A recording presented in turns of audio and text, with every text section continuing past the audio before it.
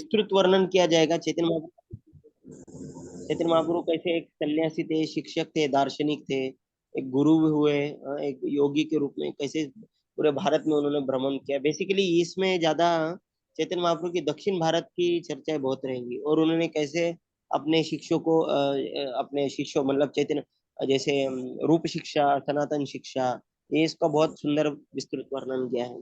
और उसी के साथ में वो कैसे कैसे अलग दार्शनिक मतलब फिलोसोफर के बाद जैसे वो उडुपी में जाके उन्होंने कैसे प्रचार किया, बुद्धिस्ट लोगों के साथ कैसे प्रचार किया, मुसलमानों के साथ कैसा प्रचार किया, ये सब इस विषय में मध्य लीला में आती है। और इसी साथ में जब वो इधर से आए, कहाँ से आए, दक्षिण भारत की यात्रा से आए, तब तो 24 उम्र के 24वें साल में चैतन्य महाप्रभु ने संन्यास लिया। संन्यास ग्रहण चैतन्य महाप्रभु ने कब लिया? 24 साल में। और 24 साल में, मैं थोड़ा कैलकुलेट कर रहा था, 24वें साल में। और 6 साल महाप्रभु गए साउथ इंडिया यात्रा, दक्षिण भारत यात्रा, 30। ओके। और अंतिम 12 वर्ष, 18 वर्ष उन्होंने यहाँ पे बिताए। तो चैतन्य महाप्रभु कितने साल फिर रहे इस धरातल पर? 48, केवल 48 साल। हरे कृष्ण। तो अंत्य लीला में फिर, और अंत्य लीला में जैसे कि यहाँ पे लिखा है कि अंत्य लीला में चैतन्य महाप्रभु जगन्नाथ जी के सुप्रसिद्ध मंदिर के निकट एकांत में रहते थे। वो कौन सी जगह है सबको तो पता रहेगी, गंभीरा नाम की एक जगह थी, जो कि उनको काशीनाथ मिश्र जी ने इन्हें दिया था, शायद सर्वम भट्टाचार्य ने उनके उनके उन्होंने दिया था। वो गंभीरा में रहते थे। आज भी चैतन्य महाप्रभु की वहाँ पे रूम है, वहाँ पे उन्होंने अपनी अंतिम वो जो भाव विभोर रहते थे। तो अभी फिर अगले पैराग्राफ में हम आ जाएंगे। इस महान ग्रंथ के रचयिता कृष्णदास कविराज गोस्वामी का जन्म 1507 में हुआ। वे चैतन्य महाप्रभु के विशिष्ट अनुयायी रघुनाथ दास गोस्वामी के शिष्य थे। जैसा कि हमने पिछली बार डिस्कस किया था कि चैतन्य महाप्रभु के अनुयायी कौन थे? रघुराज स्वरूप दामोदर गोस्वामी। स्वरूप दामोदर गोस्वामी के शिष्य थे, मतलब अनुयायी थे, पर्सनल सर्वेंट रघुनाथ दास गोस्वामी। और रघुनाथ दास गोस्वामी जैसे यहाँ पे आता है, श्री चैतन्य महाप्रभु और स्वरूप दामोदर के निधन के बाद रघुनाथ दास ने अपने इन आराध्यों की विरह वेदना सहन न करने के कारण गोवर्धन पर्वत से कूदकर आत्महत्या करने का उद्देश्य से वृंदावन की यात्रा की। किंतु उनकी भेंट चैतन्य महाप्रभु के सर्वाधिक अंतरंग शिष्यों रूप गोस्वामी तथा सनातन गोस्वामी से हुई, जिन्होंने उन्हें आत्महत्या की योजना का परित्याग करने का तथा चैतन्य महाप्रभु के अंतिम जीवन की प्रेरक घटनाओं को प्रकट करने के लिए प्रेरित किया। तो राधा कुंड के तट पे वो रोज कथा करते थे। हाँ? उस समय कृष्णदास कविराज गोस्वामी भी वृंदावन में रहते थे, जिन्हें रघुनाथ दास गोस्वामी ने श्री चैतन्य के दिव्य जीवन का पूर्ण विवरण प्रदान किया। हाँ?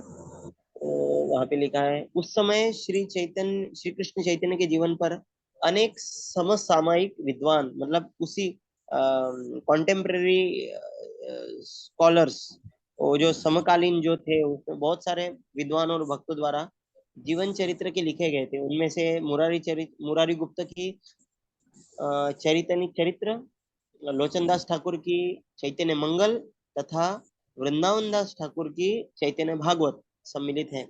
आज हम ज्यादातर अगर मतलब इस्कॉन में बहुत ज्यादा अगर प्रचलित जो है, तो चैतन्य चरितमृत और वृंदावन दास ठाकुर की चैतन्य भागवत सम्मिलित, जिनमें से चैतन्य भागवत के लेखक वृंदावन दास ठाकुर को उस समय श्री चैतन्य के जीवन के विशेषज्ञ माने जाते थे। विशेषज्ञ थे वो, क्योंकि उनकी माता, वो अभी पिछली बार हमने चर्चा की थी, इनकी माता कौन थी? वही थी 4 साल की जो नारायणी बट्टी छोटी बच्ची जो थी।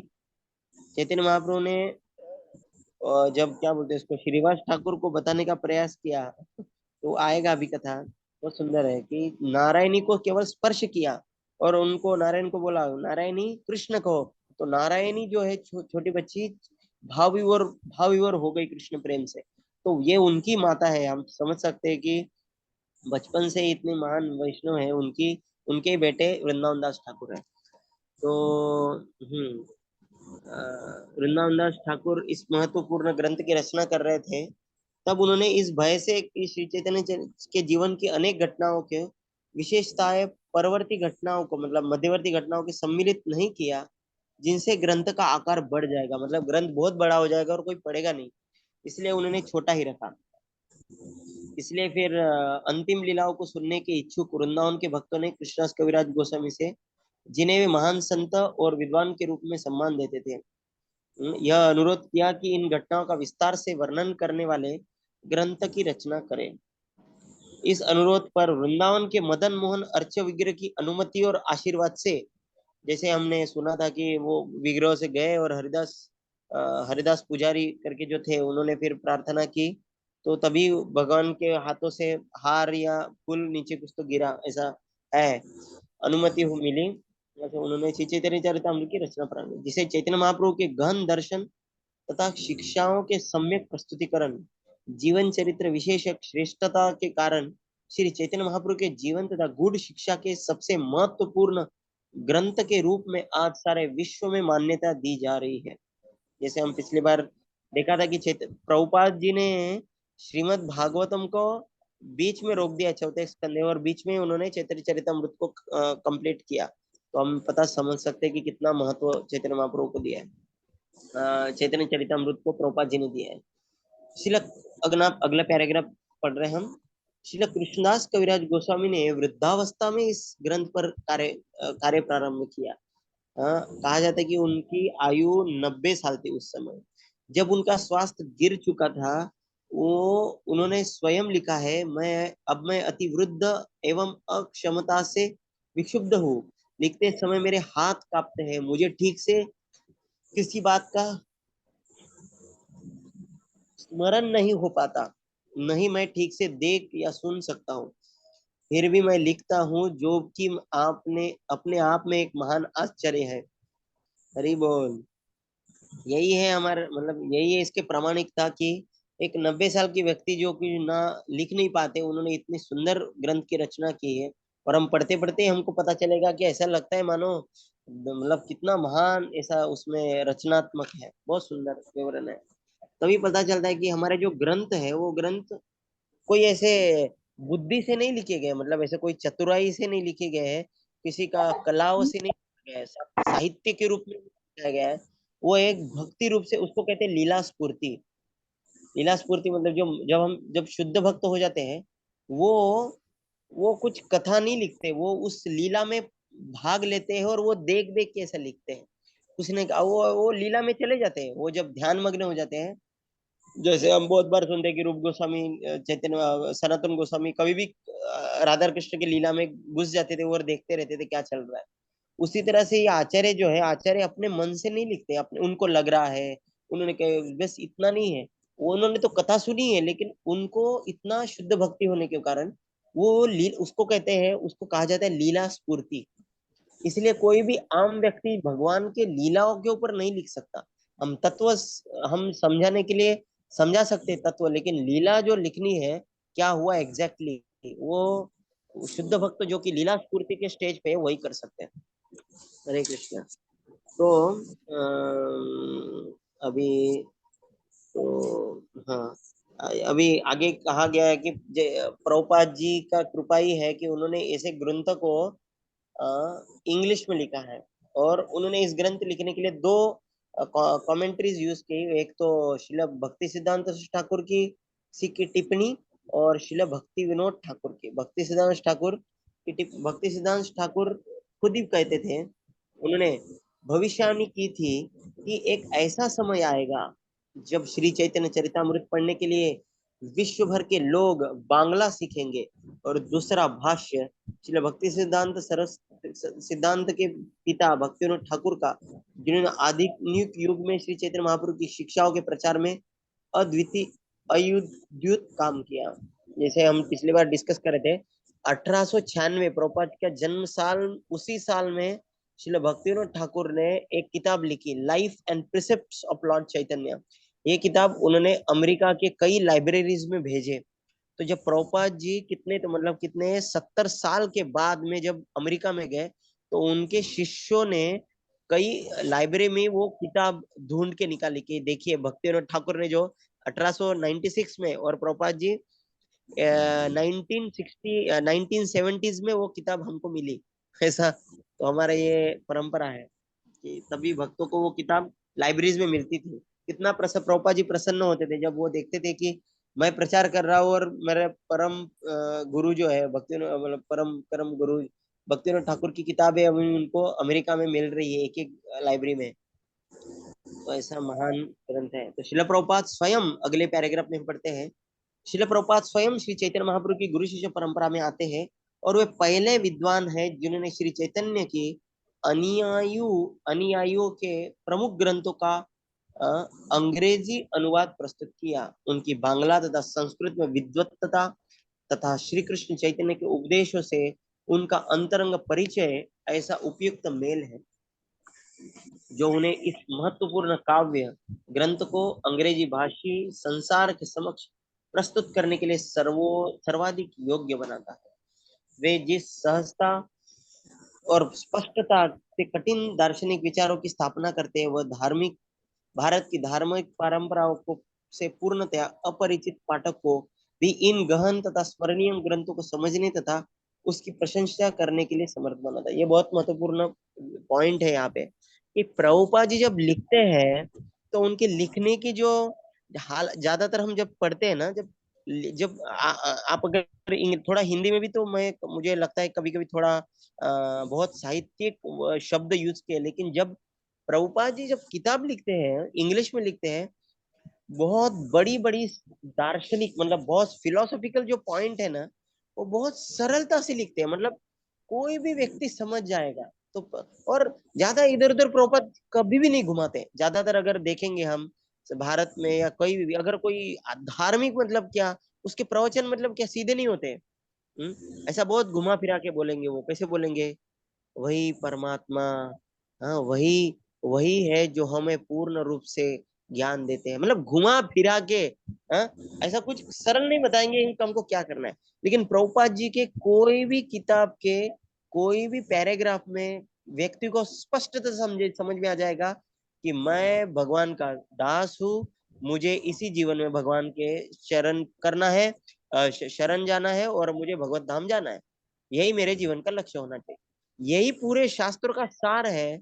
और ये प्रभुपाद जी जो है मतलब बहुत सरलता से और बड़ी बड़ी स्पष्टता से बताते हैं। ये प्रभुपाद जी का ग्रंथों की एक विशिष्टता है कि प्रभुपाद मतलब प्रभुपाद जी बोलते थे बहुत बार कि हालांकि प्रभुपाद जी का एक कन्वर्सेशन भी है। प्रभुपाद जी को पूछा किसी भक्त ने कि प्रभुपाद जी खुद बोल रहे थे एक्चुअली चरितामृत ये आम व्यक्ति के लिए सामान्य व्यक्तियों के लिए नहीं है बहुत ऊंचा ग्रंथ है। तो फिर प्रभुपाद जी को फिर शिष्य ने पूछा प्रभुपाद जी फिर हम तो अपने भक्तों रास्ते रास्ते में बांट रहे हैं चैतन्य चरितमृत हम कुछ तो हम तो कुछ भी सबको सामान्य लोगों को भी बांट रहे हैं तो ऐसा कैसा। तो प्रभुपाद जी ने कहा लेकिन मेरे तात्पर्य में मैंने ऐसा लिखा है कि कोई भी इवन अ ले मैन मतलब कोई ऐसा मतलब जिसको कुछ भी नहीं समझ में आता है वो भी व्यक्ति पढ़ेगा तो उसको चैतन्य महाप्रभु की शिक्षाओं के बारे में समझ में आएगा। क्योंकि प्रभुपाद जी का नाम ही वही था गौरवाणी नमस्ते गौरवाणी प्रचारिणी। प्रभुपाद जी का उद्देश्य यही था गौरवाणी प्रचारिणी चैतन्य महाप्रभु की शिक्षाओं को वेरी सरलता से बताना है। हरे कृष्णा। तात्पर्य समेत संपूर्ण मूल पाठ को 9 सचित्र खंडों में भक्ति वेदांत बुक ट्रस्ट द्वारा प्रस्तुत किया गया है जो समकालीन मनुष्य के बौद्धिक सांस्कृतिक तथा आध्यात्मिक जीवन में प्रमुख महत्वपूर्ण योगदान का प्रतिनिधित्व करते हैं। श्रील प्रभुपाद के द्वारा रचित श्री चैतन्य चरितामृत का हिंदी अनुवाद उनके शताब्दी उत्सव के अवसर पर किया जा रहा है जो भारत के भक्तों के लिए उपयोगी सिद्ध होगा। शताब्दी महोत्सव कब है? शताब्दी मतलब प्रॉपर शताब्दी मतलब शायद से 1996 में हो गया रहेगा। एक मिनट हम देख सकते हैं एक मिनट तारीख दिया है क्या इधर? प्रभुपाद जी ने जन्म हाँ, ठीक है। जो शताब्दी महोत्सव मतलब प्रभुपाद जी का जन्म 1896 में होता हुआ था तो ये शताब्दी मतलब 1996 में हुआ था शायद से। अभी परम पूज्य लोकनाथ स्वामी महाराज ने बहुत बड़ा एक आंदोलन उभारा था, मतलब एक कार्यक्रम रचाया था प्रभुपाद जी के साथ। तो भी हम परिचय पढ़ते हैं। परिचय जो है, प्रभुपाद जी ने 10 क्या बोलते हैं इसको, अप्रैल महीने के 1976 में 10 और 14 अप्रैल के में न्यूयॉर्क में मंदिर में प्रभुपाद जी ने 4 लेक्चर दिए। उनका ही सारांश इन 4 शब्दों में, ये पूरा चार चार प्रवचनों को उन्होंने रिटर्न लिस्ट में लिखा है। प्रभुपाद जी पहले बताते हैं कि कुछ कुछ चीजें पढ़ेंगे, कुछ कुछ चीज मैं फटाफट बता सकता हूँ, जिससे कि मतलब पढ़ेंगे तो थोड़ा कभी कभी बोर भी नहीं, मतलब ऐसा ऐसा मोनोटोनस नहीं लगना चाहिए। हरे कृष्ण। प्रभुपाद जी लिखते हैं, चैतन्य शब्द का अर्थ है जीवन शक्ति, चरित्र का अर्थ है चरित्र, और अमृत का अर्थ है अमर। सजीव प्राणी होने के नाते हम हिलडुल सकते हैं, लेकिन एक मेज मेज मतलब एक कोई टेबल ऐसा नहीं कर सकता, क्योंकि उसमें जीवनी शक्ति नहीं है।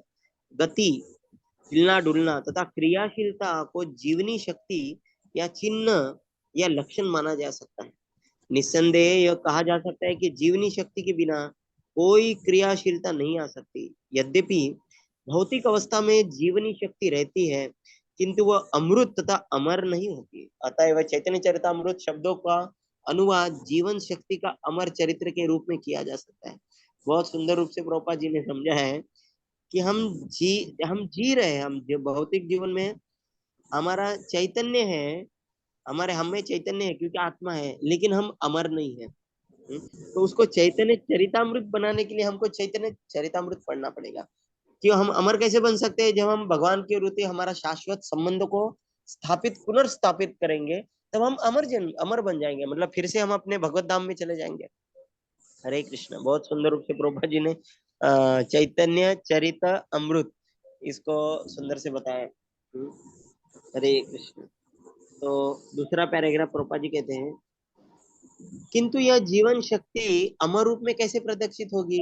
इस भौतिक ब्रह्मांड में मनुष्य या अन्य किसी प्राणी द्वारा प्रदर्शित नहीं की जा सकती, क्योंकि हम में से कोई भी व्यक्ति इन शरीरों में अमर नहीं है।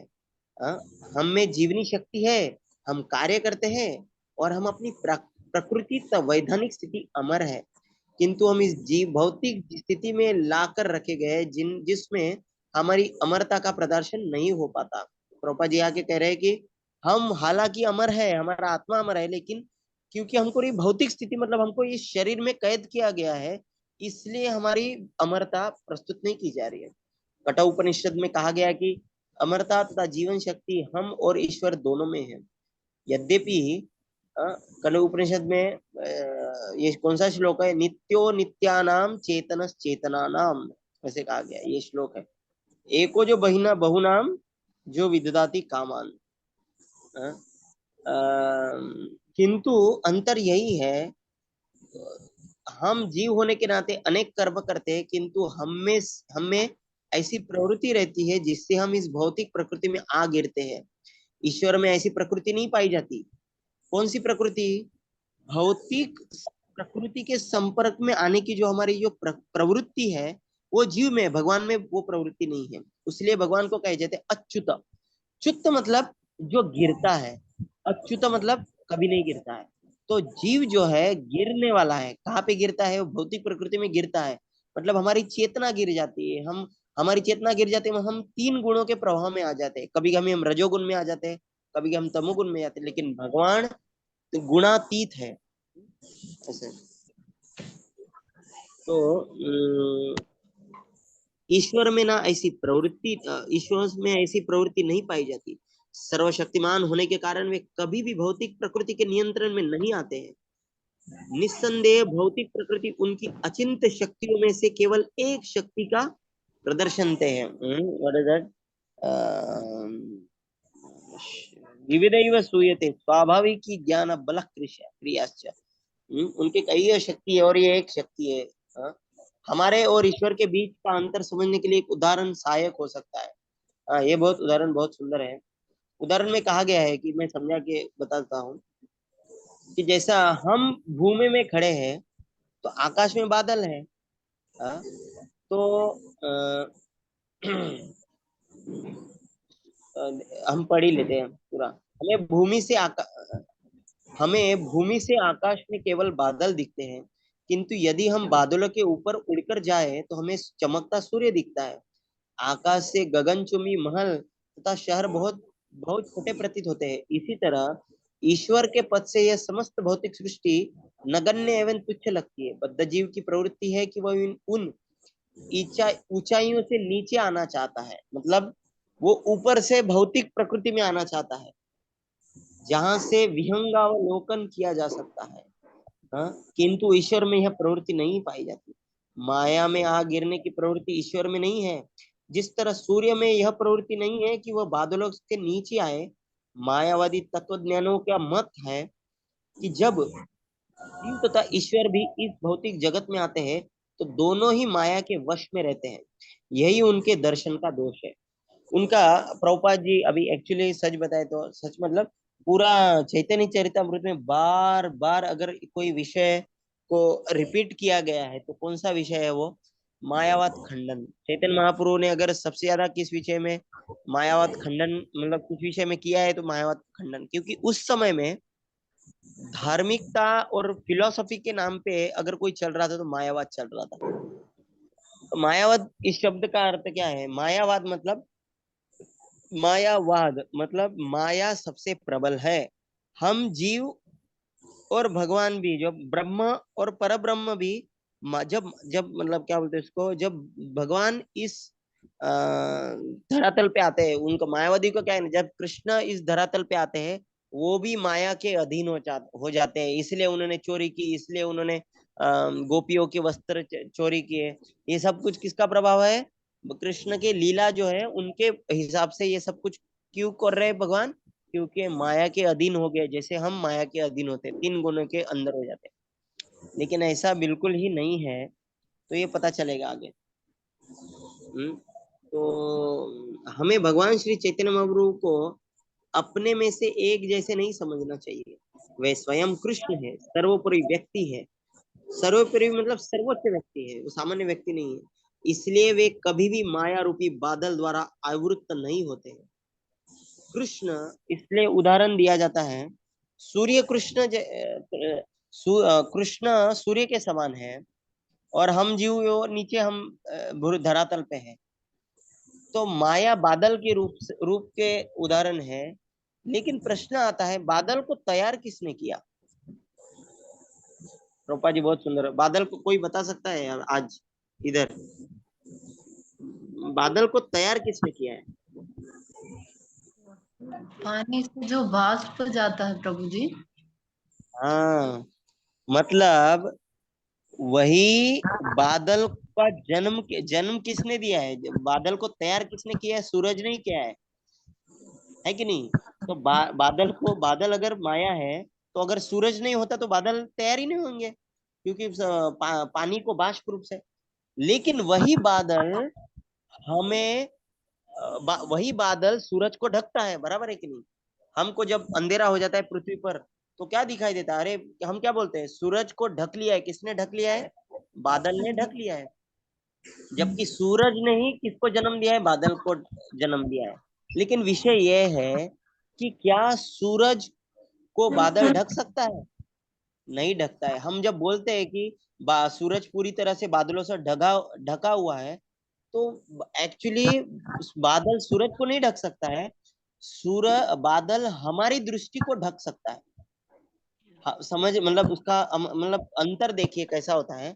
हम समझिए, हम हमारे और सूरज के बीच में समझिए 100 किलोमीटर की दूरी है, मतलब समझाने के लिए बता रहा हूं मैं।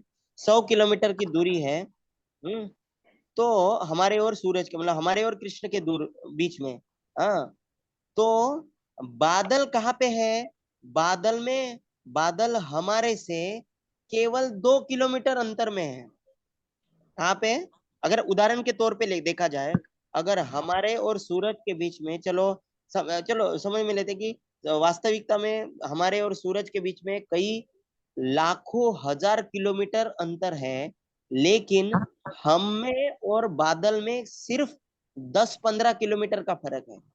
तो वो 10-15 किलोमीटर के बीच में जो बादल है वो सूरज को ढक ही नहीं सकता, कि वो सूरज से बहुत दूर है और दिखने में भी बहुत ही छोटा है, लेकिन बादल किसको ढक रहा है? हमारी दृष्टि को ढक रहा है। लेकिन हम बोलते हुए क्या बोलते हैं कि बादल ने सूरज को ढक लिया, लेकिन बादल इतना तुच्छ और नगण्य है सूरज के सामने कि वो सूरज को ढक ढक नहीं सकता। तो ये बहुत समझने का महत्वपूर्ण है, क्योंकि हमको जब तक, कभी कभी हमको मन एक्चुअली संशय रहना नहीं चाहिए हमारे विषय मन में, भगवान के विषय में, कि भगवान कभी भी माया के अंदर चंगुल में नहीं आ सकता। हमको कभी कभी लगता है ना, मन में ऐसा लगता नहीं है, लेकिन कभी भी आ सकता है गलती से कि कृष्ण गोपियों, जब हम पढ़ते हैं कृष्ण गोपियों के साथ नाच रहे हैं, क्या भगवान जैसे हम तीन गुणों के अंदर पुरुष स्त्री का आनंद लेते हैं, क्या कृष्ण आनंद नहीं ले रहे? क्या वो माया के अधीन नहीं हो रहे? ऐसा हमको पूरी तरह से पता रहना चाहिए। माया जो है, माया के पास शक्ति नहीं है भगवान को अंदर लेना। तो इसलिए प्रभुपाद जी इंट्रोडक्शन में ही ये बात कह रहे हैं, जैसा कि प्रभुपाद जी भगवत गीता के इंट्रोडक्शन में बार बार रिपीट चीज बोलते हैं कि कृष्ण कोई सामान्य व्यक्ति नहीं है, और कृष्ण माया के अधीन नहीं है, और कृष्ण हमारे जैसा नहीं है। इसलिए फिर प्रभुपाद जी अंत में लिखते हैं, भगवत गीता के इंट्रोडक्शन में लिखते हैं, एटलीस्ट थेरोटिकली, एटलीस्ट ये थेरोटिकल मतलब क्या बोलता है, चलो हम विश्वास ना हो, एटलीस्ट हम मान तो ले कि चलो भाई भगवान कृष्ण भगवान है। ये मानने के बाद ही हम अगर भगवत गीता पढ़ेंगे तो कुछ भगवत गीता पढ़ने का लाभ होगा। अगर हम सोचेंगे कि कृष्ण एक केवल महान व्यक्ति थे, तो उस भगवत गीता का पढ़ने का ज्यादा लाभ नहीं मिलेगा, ऐसा प्रभुपाद जी कहते हैं। तो यहाँ पे प्रभुपाद जी बताना चाह रहे हैं, चैतन्य महाप्रभु उदाहरण कौन सा देते हैं? वो सूर्य का जो उदाहरण दे रहे हैं। तो हाँ हाँ, तो भी हम इसी पैराग्राफ में जाएंगे। कौन सा?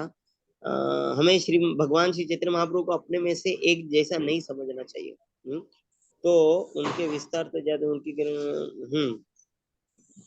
अभी प्रभुपाद दूसरा एक उदाहरण देते हैं, बहुत सुंदर उदाहरण। प्रभुपाद जी लिखते हैं कि, यहाँ पे लिखते हैं प्रभुपाद जी, भगवान चैतन्य कृष्ण भक्ति का उपदेश प्रदान करने के लिए इस पृथ्वी पर आए हैं।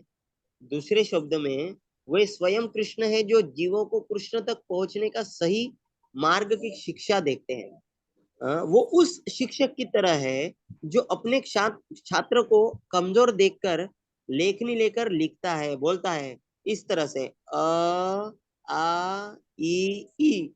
तो जब हम देखते हैं कि टीचर अपने वो क्या बोलते हैं उसको, बड़े वो चौक ब्लैक बोर्ड में लिखता है ना टीचर, कि देखिए बच्चों, ऐसा लिखना है, ए फॉर एप्पल, ए लिखता है। तो जो वो जब लिख रहा है, तो इसका मतलब ये नहीं कि वो उसको आता नहीं है लिखने का, वो सीख रहा है, लेकिन वो सिखा रहा है।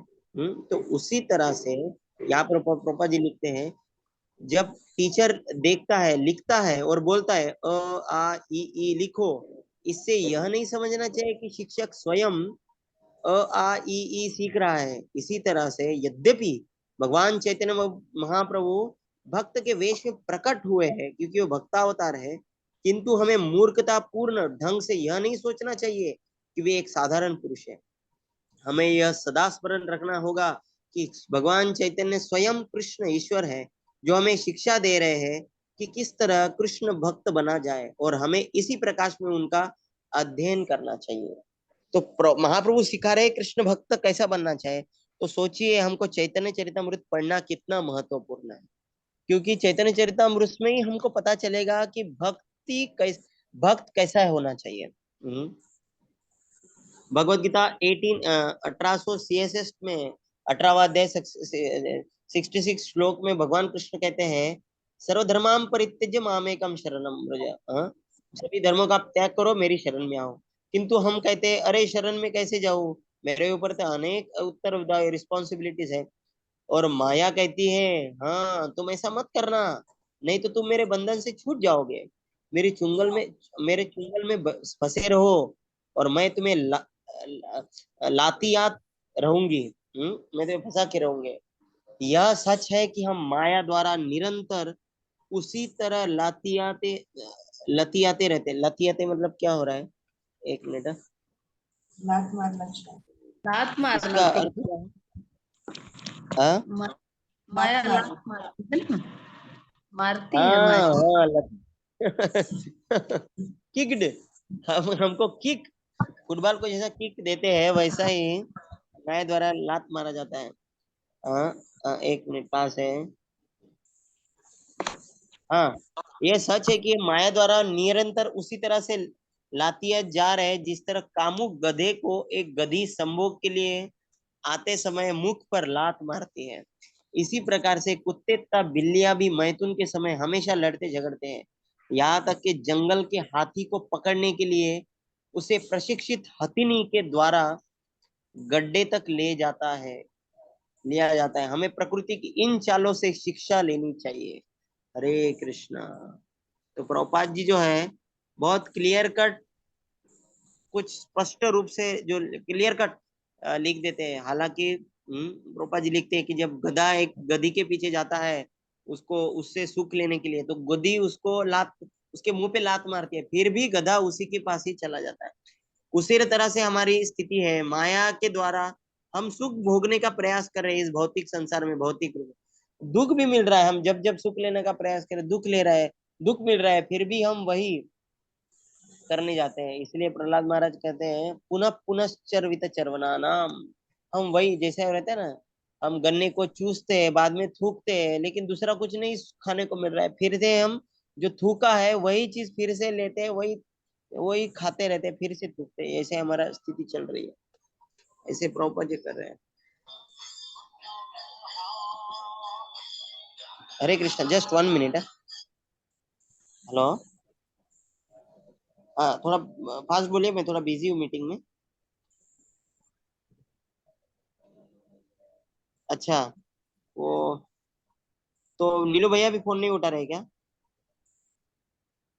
मैं 15, तो 15 अर्जेंट नहीं ना, 15 मिनट के बाद मैं करूँ क्या मैं? हाँ मैं थोड़ा मीटिंग में हूँ, चलिए। हरे कृष्ण। तो माया के पास हमें फंसाने के अनेक तरीके हैं, और भौतिक जगत में उसका सबसे प्रबल पाश है, स्त्री है। निस्संदेह हम न तो पुरुष है न स्त्री, क्योंकि ये उपाधियां हमारे बाह्य वस्त्र शरीर को ही लागू होती है। तो यहाँ पे जब लिखा है स्त्री, इसका मतलब यह है कि अ, इधर मतलब क्या बोलते हैं उसको, सुख पाने की इच्छा जो है, उसी संभोग, जो क्या बोलते हैं उसको, ये इच्छा के कारण ही हमको यहाँ पे फंसाया गया है। हम्म, नहीं तो जीव क्या है, ना ही स्त्री है ना ही पुरुष है, क्योंकि ये तो हमारे उपाधियां हैं, हमारे बाह्य स्त्री शरीर को ही लागू। तो वास्तव में हम सब कृष्ण के दास हैं। प्रभुपाद जी लिख रहे हैं हम सब कृष्ण के दास हैं, किंतु बद्ध जीवन में हम सुंदर स्त्री रूपी लोहे के जंजीर से जकड़े हुए होते हैं। इस तरह प्रत्येक नर यौवन यौन जीवन से बंधा है। अतएव जब भी कोई व्यक्ति भौतिक बंधन से छूटने का प्रयास करना चाहे, तो उसे सबसे पहले अपनी काम वासना को वश में करना सीखना चाहिए। प्रोपा जी इधर क्यों लिख रहे हैं? क्योंकि इस संसार को कहा गया है मैथुन आगार। हाँ? जैसे कहते हैं ना, कोई जेल में अगर कोई हथकड़ी है, जेल में जैसे कहीं किधर भी जाएंगे तो वहां पे लोहे की ऐसा जंजीर होती है ना, पकड़ने मतलब जिससे चोर भाग नहीं पाए। तो इस संसार में जंजीर क्या है, लोहे का जो ग्रिल है वो क्या है, इस भौतिक संसार में सुख भोगने की लालसा, अपेक्षा की वह भी मैं सुख भोगूंगा। हाँ, तो प्रोपा जी लिखते हैं जिसको भौतिक बंधन से छूटने का प्रयास करना चाहे, तो उसे सबसे पहले अपनी काम वासना को वश में करना पड़ेगा, सीखना पड़ेगा। अनियंत्रित काम वासना से मनुष्य पूरी तरह माया के बंधन में फंस जाता है। हरे कृष्णा।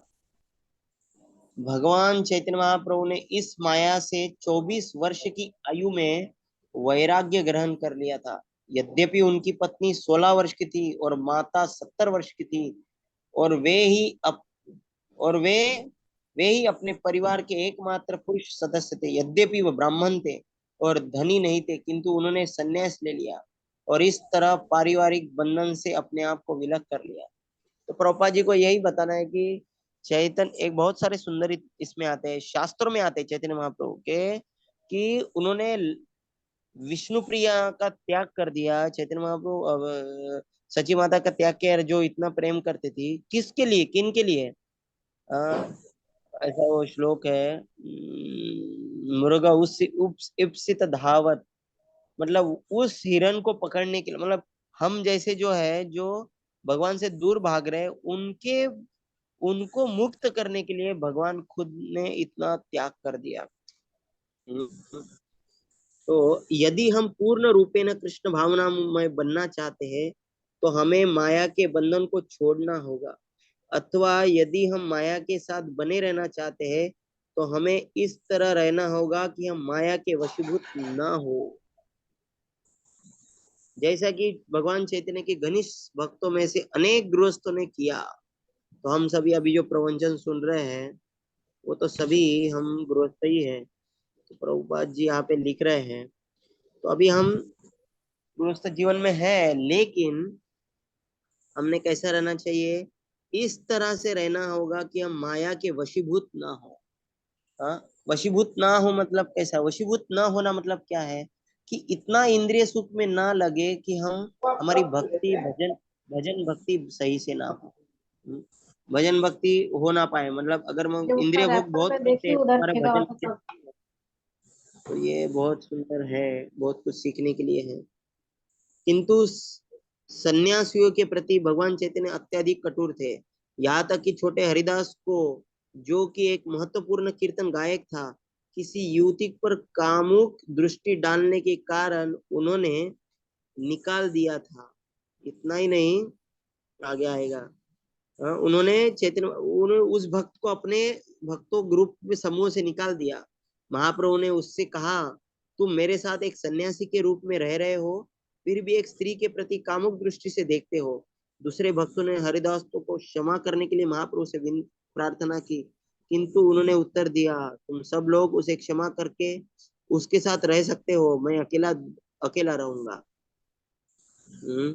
दूसरे प्रसंग में जब महाप्रभु को यह पता चला कि एक गृहस्थ भक्त, देखिए इधर एक प्रसंग क्या हुआ, एक सन्यासी है, उसने क्या किया, अपने अब सन्यासी होने के बाद में भी उसने किसी स्त्री को कुछ किया नहीं, स्पर्श भी नहीं किया, बस उसने पर स्त्री को कामुक दृष्टि से केवल देखा।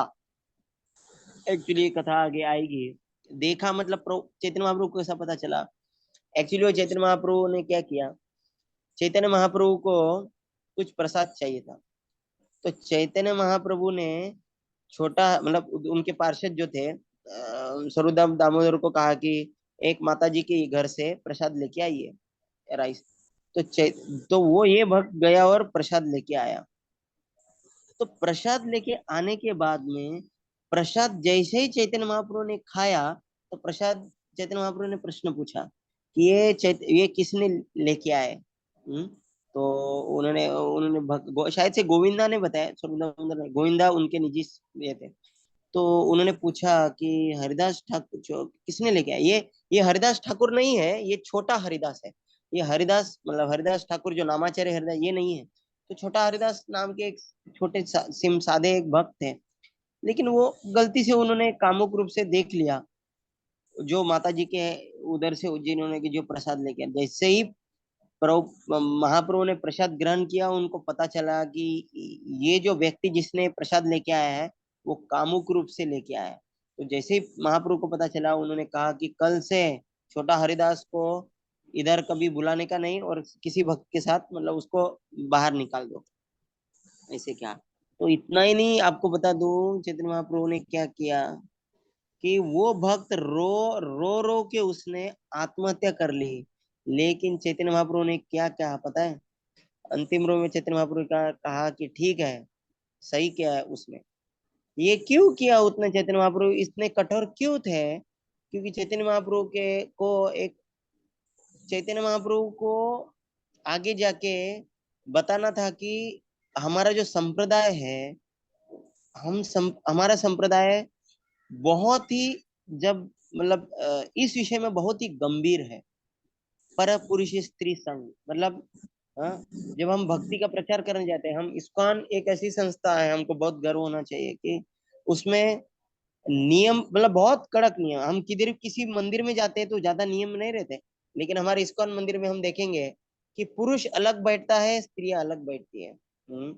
ऐसा तो इसलिए हम ये पुरुष स्त्री का संबंध बहुत कड़क रूप से पालन करना चाहिए। तो यहाँ पे प्रभुपाद जी ने ये प्रसंग दिया है। और हाँ, अभी हम फिर से पढ़ने लगते हैं। यहाँ पे कहाँ पे हम दूसरे प्रसंग में जब महाप्रभु को यह पता चला कि एक गृहस्थ भक्त की पत्नी गर्भवती है, उनका नाम था शिवानंद सेन। हम्म, तो उन्होंने उसके बच्चे का एक विशेष शुभ नाम रखने के लिए कहा। अतः जब महाप्रभु ने गृहस्थ के लिए संयमी संभोग की स्वीकृति दी थी, तब व्रत के दिन स्नान के बहाने डुबकी लगाकर पानी पीने की पद्धति अपनाकर दूसरों को ठगने की प्रयास करने वाले सन्यासियों के प्रति वे वज्र के समान कठोर थे। इसका मतलब क्या है? देखिए, चैतन्य महाप्रभु एक जगह पे क्या कर रहे हैं, एक व्यक्ति को केवल उसने स्त्री को स्पर्श नहीं किया। वो पुरुष ने क्या गलती की, केवल एक स्त्री को कामुकता से देखा। और इधर एक व्यक्ति के एक दूसरा भक्त क्या है, उसकी पत्नी गर्भवती है। अभी गर्भवती है, इसका मतलब वो भक्त ने अपने अपने अपने पत्नी से तो स्पर्श किया है ना। देखिए, तो जब उनको पता चला कि वो गर्भवती है, तो प्रभुपाद जी चैतन्य महाप्रभु बहुत खुश हुए, और खुश होकर उन्होंने उसका नाम भी रखा। और आके जाके वो नाम, वो शायद से मतलब वही है जो कवि कर्णपुर हुए, और जिन्होंने शायद से, मुझे अभी इतना 90% मुझे ऐसा जैसा याद है, और वही है। और जब बच्चे का जन्म भी हुआ, तो चैतन्य महाप्रभु के पास जब लेके आए, तो चैतन्य महाप्रभु ने उनको खुद के अंगूठा उसको उसके मुंह में दिया, और वो बच्चा चैतन्य, जैसे छोटे बच्चे करते हैं ना, उंगलियां चाटते हैं, तो वो बच्चा चैतन्य महाप्रभु, तो वो महान कवि कर्णपुर है। और उन्होंने ही एक ग्रंथ की रचना की जहाँ पे सभी चैतन्य महाप्रभु के पार्षदों के विषय में चर्चा की गई है। क्या चर्चा की है कि कौन, मतलब चैतन्य महाप्रभु कौन है, गदाधर पंडित, राधा रानी है, ये है, वो सभी, मतलब सभी गौर देश दीपिका, गौर गौर गण दीपिका, ये जो किताब है वो उन्होंने लिखी है। मेरे हिसाब से वही है, ऑलमोस्ट मेरे को जितना याद है। हाँ, तो ये है। तो वो तो प्रभुपाद जी इसका सार क्या बता रहे हैं?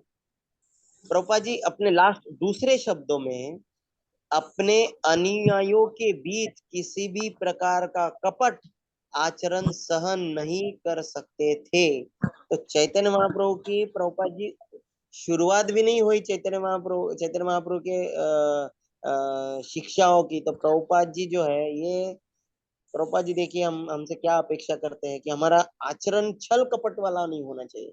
मतलब अगर हमको कुछ, मतलब जो भी है वो क्लियर कट रहना चाहिए।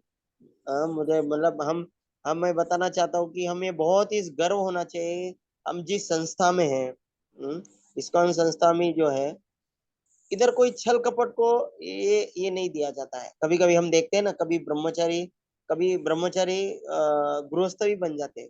तो हमको इस चीज को गलत नहीं समझना चाहिए। हम्म, क्यों? कि अगर उसकी मतलब कभी इच्छा हो सकती है, तो हम प्रामाणिक रूप से मान लेते कि अभी मुझसे नहीं होगा। और हम गृहस्थ आश्रम में प्रवेश करते, तो वो गलत नहीं है। चैतन्य महाप्रभु को गृहस्थ, ब्रह्मचारी गृहस्थ होने में कुछ गलत नहीं है, लेकिन ब्रह्मचारी रहकर अगर कुछ गड़बड़ कर रहे हैं, मतलब समाज को बता रहे हैं कि मैं बहुत वैरागी हूँ, और मैं उस वैरागी रूप का मैं सम्मान चाहता हूँ, लेकिन अगर मैं कुछ गड़बड़ कर रहा हूँ, ये महाप्रभु को नहीं जमता। इसलिए हमको समझना चाहिए कि अगर हम समाज में देखें कि कोई हमारे भक्त पहले ब्रह्मचारी थे, बाद में गृहस्थ हो गए, ऐसे बहुत हमारे समाज, हमारे संस्था में दिखेंगे, इस्कॉन में। तो जो अपरिपक्व भक्त है, मतलब जो नया नवसिका भक्त है, वो देखिए वो क्या बोलता है, अरे उसको डर, वो उसको थोड़ा डगमा जाता है, ऐसा क्या हो रहा है, ऐसा क्यों हो गया, प्रभु जी ने शादी क्यों कर ली? तो शादी, कोई भक्त अगर शादी कर रहा है ब्रह्मचारी, तो गलत नहीं है। उल्टा, उल्टा अच्छा लगना चाहिए। अभी मतलब बहुत बार महाराज जी से हमने सुना है कि उल्टा हमको अच्छा लगना चाहिए कि ये भक्त कितने प्रामाणिक हैं। कि उन्होंने समाज से सिर्फ मान सम्मान के लिए खुद को ये नहीं किया, वो प्रामाणिक रूप से उन्होंने गृहस्थ आश्रम में प्रवेश करके भक्त बन रहे हैं। तो अगर हमको हमारे मन में किसी ब्रह्मचारी को अगर गृहस्थ बन रहे हैं, और उस वो देख के कोई, कभी कभी वो देख के अगर हमको मन में उनके प्रति कुछ उनके अपमान मतलब सम्मान के कम हो रहा है, तो उसका यही मतलब हो रहा है कि हमारे हम में अभी तक अपरिपक्वता है अभी, मतलब हम बहुत ही नौसिखिया है भक्ति में, ऐसा है। हरे कृष्ण। तो आगे, हरे कृष्ण, शायद से अभी 5 बज गए हैं। किसी को अभी इस विषय में कोई प्रश्न है अभी तक जो हमने पढ़ा तो पूछ सकते हैं।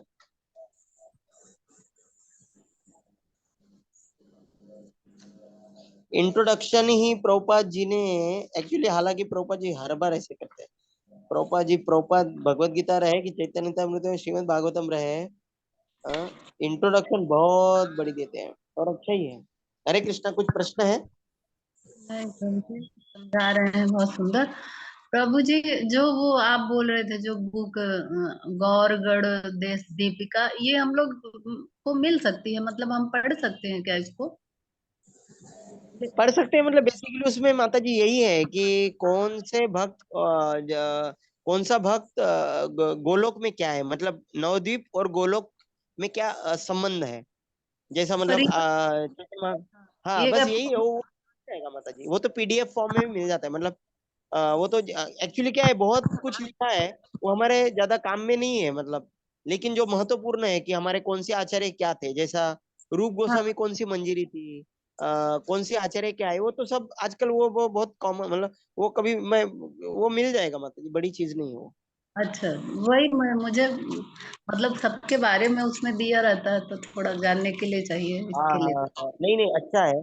लेकिन मतलब जस्ट एक मैं पॉइंट ऐड करना चाहूंगा कि हालांकि जो आचार्य की बहुत सारी किताबें जो है ना, हमको हम्म, आचार्य की किताबें बहुत अधिकृत रूप से पढ़ना चाहिए।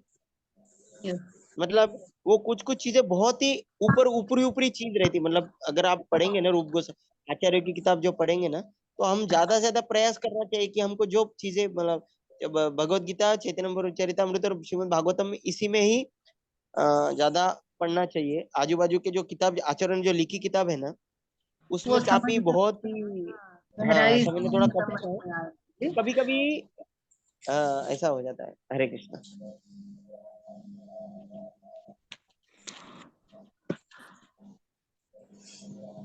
हरे कृष्णा। कोई सवाल है तो ठीक है, पूछ लीजिए माता जी।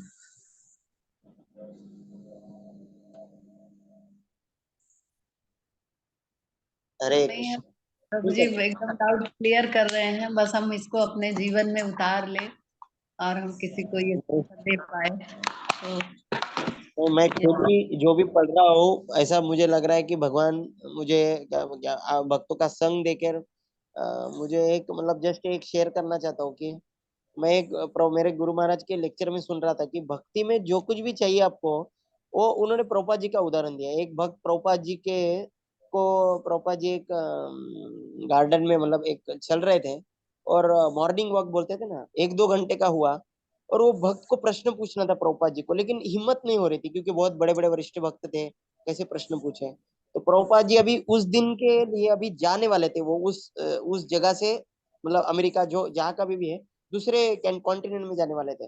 लेकिन भक्त को बहुत इच्छा होती, तो कभी तभी क्या हो गया, प्रभुपाद जी गाड़ी में बैठे और गाड़ी बंद की, वो प्रभुपाद जी सब हाथ हिला, प्रभुपाद जाने ही वाले थे, तो भी भक्त को रहा नहीं गया ना, और प्रभुपाद वो भक्त दौड़े दौड़े प्रभुपाद जी के गाड़ी के पास में गए, और आईने को क्या बोलते, वो शीशा जो था, कांच के मिरर, कांच को उसने रोक दिया, और प्रभुपाद जी को उसने, प्रभुपाद जी मुझे मेरा एक प्रश्न है, क्या मैं पूछूं? प्रभुपाद जी ने बोला हाँ, तुरंत प्रश्न प्रभुपाद जी ने कहा बोलिए।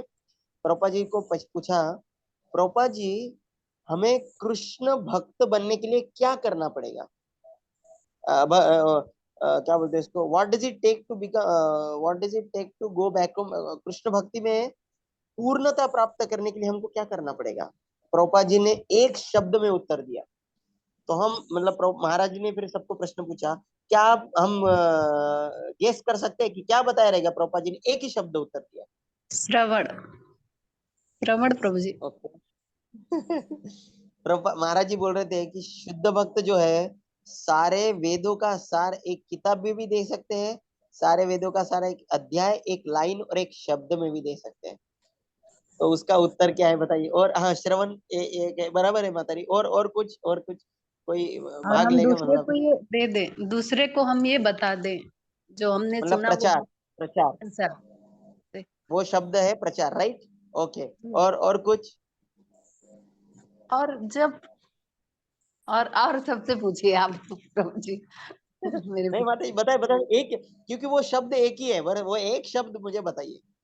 अच्छा, शरणागति, शरणागति। भक्तों का संग प्रभु शरणा- जी, वरिष्ठों का मतलब। भक्तों का संग, और शरणागति।